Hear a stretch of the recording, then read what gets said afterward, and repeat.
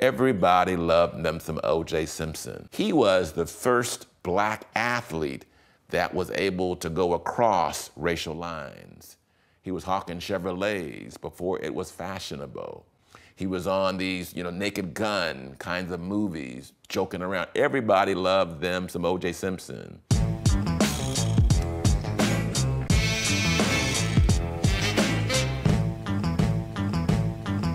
He was articulate, and he was comfortable coming from the hood in San Francisco to USC and being groomed to being non-threatening around white folks. And you gotta remember, in those days, everything that happened about that trial was on TV from 9 in the morning, or 10 in the morning until 4:30.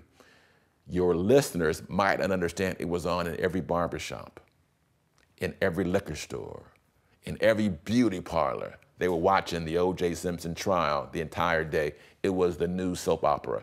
It was on 2, 4, 5, 7, 9, 11, and 13 here in LA. So everyone was just saturated with that sort of idea. And it became part of our life then, really, as lawyers and as people. The public probably doesn't know how the strength of Johnnie Cochran's personality kept these strong-minded egos together to work for a common goal. Each of the lawyers had their own practices before coming together. We were all bad motherfuckers on our own rights. And Johnnie was the baddest of them all, and it was the strength of his personality behind the scenes that was able to keep us all together. My biggest criticism of the FX series was the portrayal that John Travolta had of Bob Shapiro.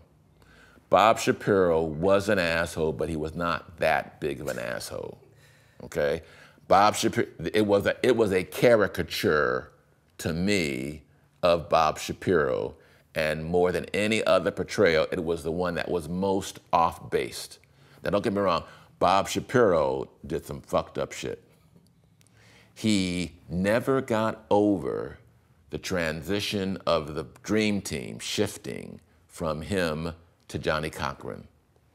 You gotta understand, when Bob Shapiro would come to a Laker game, walking down the aisle, they show his picture on the Jumbotron.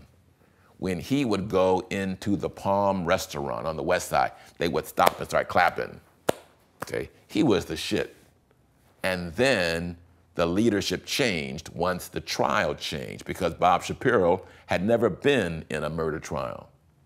You can't have a general leading an army if the general has never been to war and every one of the troops have been in a war. Bob Shapiro was the fixer. He wasn't a trial dog with 2 G's like Johnnie Cochran was, like Lee Bailey was, like Barry Shep was, like Peter Neufeld was, like Carl Douglas was. I tried murder cases before then, even. So he never got over that, and his ego did not allow him to let it rest.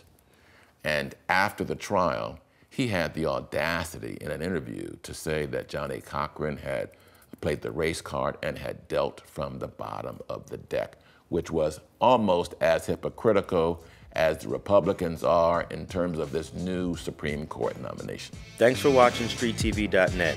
If you're not subscribed, please hit that button below and click the bell to receive alerts and notifications. Feel free to comment below so you can give us your feedback, and be sure to watch the 2 related episodes to the right. If you want to support this platform or follow us on social media, visit the links in the description. And thanks for watching StreetTV.net.